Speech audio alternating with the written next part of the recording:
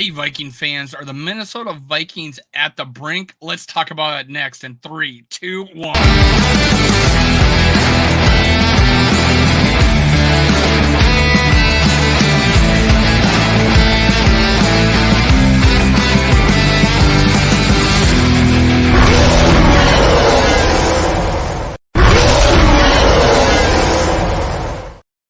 Gather around, Skull brothers and sisters. This is Skull World, brought to you by Minnesota Sports Talk. I'm your host, Dave. Make sure you subscribe, like, and leave a comment below telling me what you think is going to happen. Are the Vikings going to defeat the Green Bay Packers at Lambeau and save the season yet again? Let's see.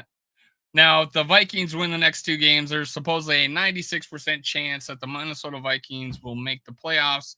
It really is starting to look like we're the only chance is probably getting the 7th seed, but we'll see. But I titled this very doomsday-ish. We are now out of the playoffs right now. I think someone said we're the 14th pick in the draft right now. Not bad place to be. Always could be better. You always want to see about being in the top 10 if you can get up there and get the right guy.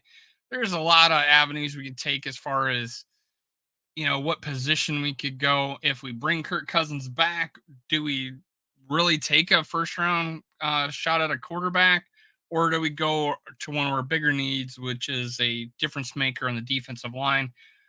Anything to improve this defense. We saw a depth issue this past couple of weeks. We saw, and I'll get to talk about a couple of defenders today. It's looking bad right now. It is, with all the injuries that the Minnesota Vikings have.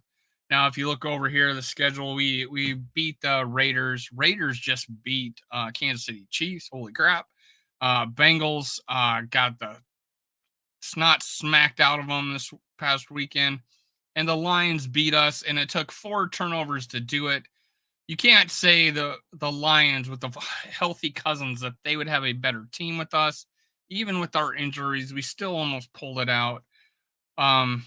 Nick Mullins throwing for 411 yards, and we'll talk about that. Let's start out with Justin Jefferson having a hell of a game, looking like he has never missed a beat. It calls into question whether or not he could have come back a week earlier against the Bears and made a difference, because he was activated the next day. Anyways, maybe better safe than sorry. I don't doubt Justin Jefferson. I think it's more of a team decision. No doubt that Justin Jefferson wants to play, wants to win.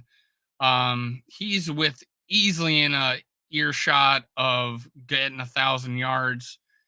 And we'll talk about it. And the guy who missed 1,000 yards, we'll talk about that. But 6 receptions, 141 yards, 1 TD, making big play after big play, including a huge catch on like a 3rd and 27 or 2nd and 27. I forget what down it was, but hey, it was a long ass reception. He was definitely a big reason why we're still in that game. Just big play after big play. I said a while ago, out of the 3 backup quarterbacks we had, Nick Mullins would benefit Justin Jefferson the most. I said he plays like Kirk Cousins did in the Buffalo game, but all the time. He has not showed me any different. Obviously, but the amount of interceptions is definitely costing us. He's got 6 in the last 2 games, 2 than 4. One thing he does is he does throw those interceptions downfield. That's an added bonus. He did miss, and we'll I don't have a slide of him, but Nick Mullins, he threw an interception on I think a 4th down, and it ended up being like a 25-yard gain because the guy intercepted it on 4th down. But he had Justin Jefferson coming wide open, and he didn't throw it him. He tried to throw it over to the bigger play to Jordan Addison. But anyways, let's talk about the big loss. TJ Hockenson. He had 95 receptions, 960 yards on the year, 40 away from 1,000 yards, man. What a season this guy has had. He seems to be worth every penny. 5 TDs, Could have been more.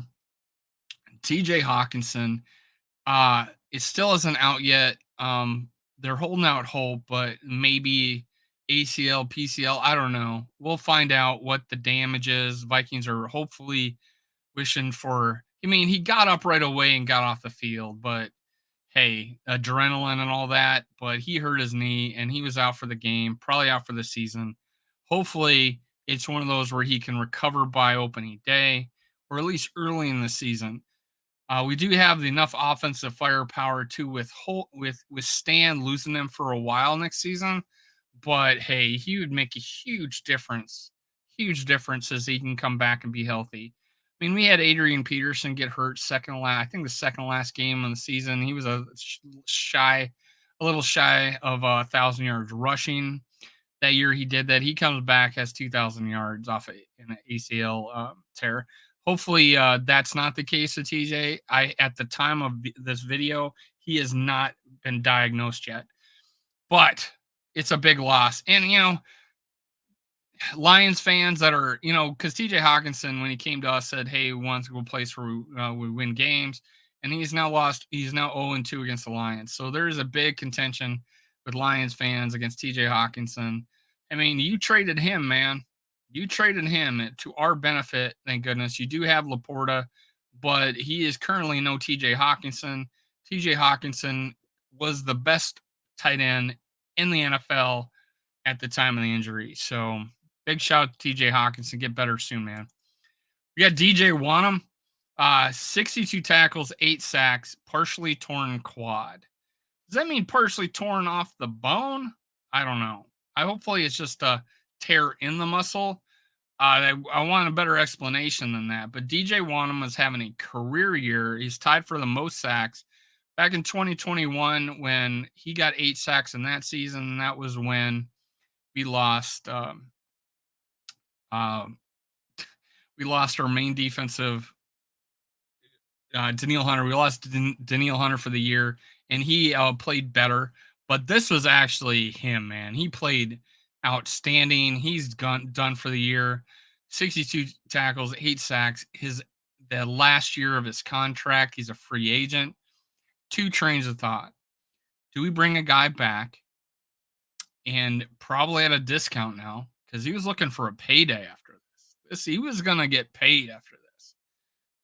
Are we fair with him? Give him a decent salary to bring him back, or do we give him a 1-year deal, prove it year off the injury?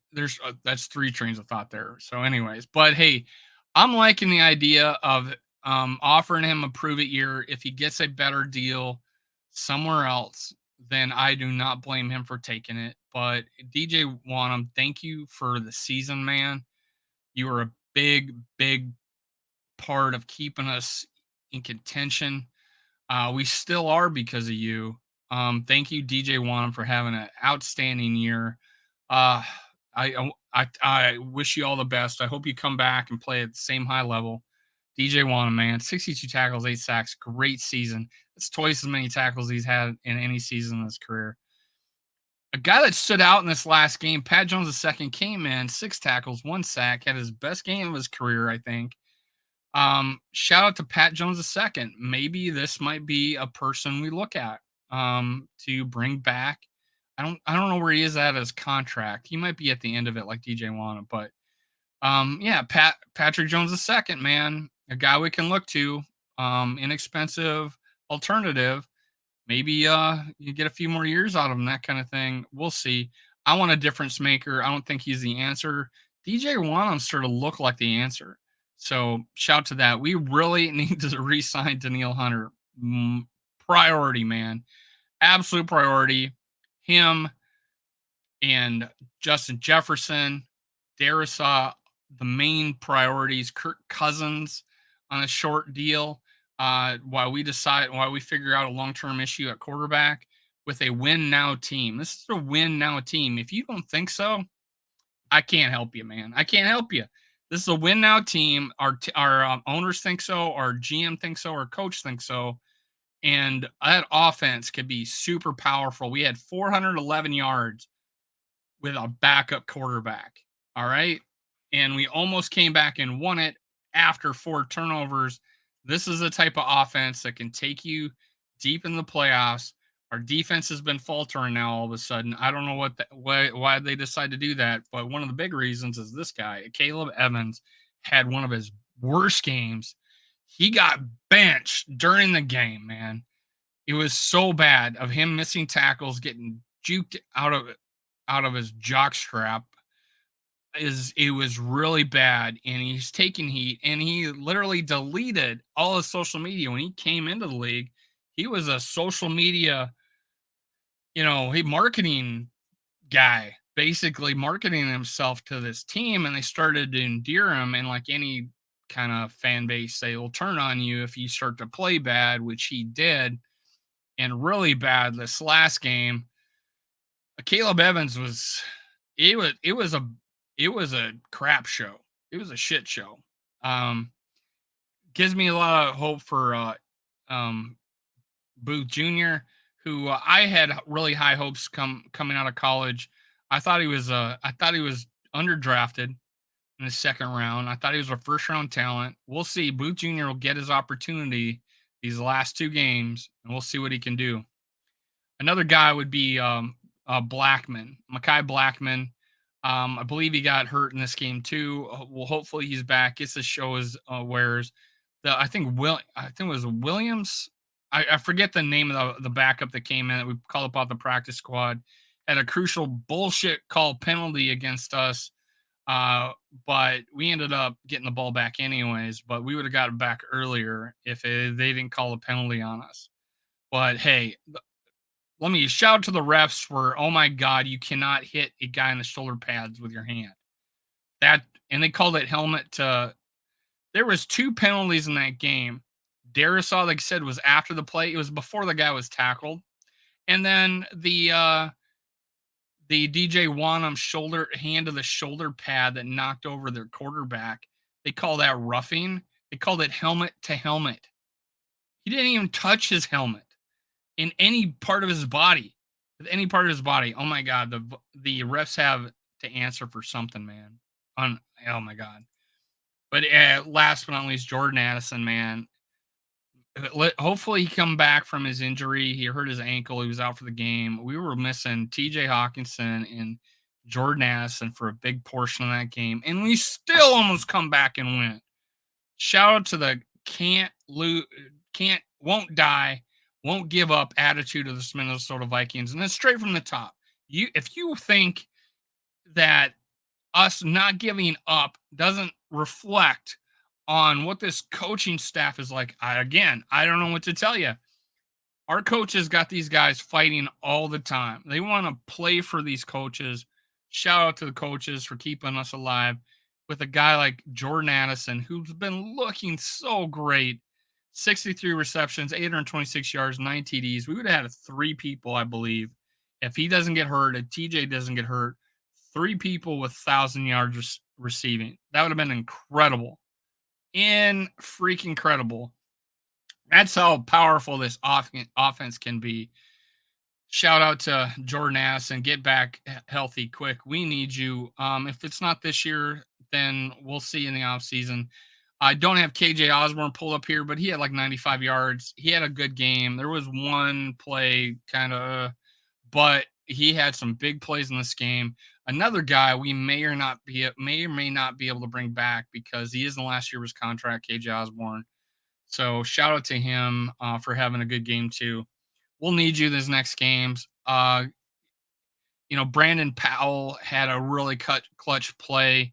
So those 2 guys really showed out when we needed them.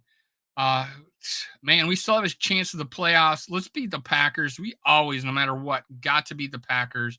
And if the Lions have a situation where they can't move up or can't move down, they may not be playing it. They may be sitting their quarterback, and we might be licking our chops on a victory against the Lions last week. So step number 1, beat these Packers.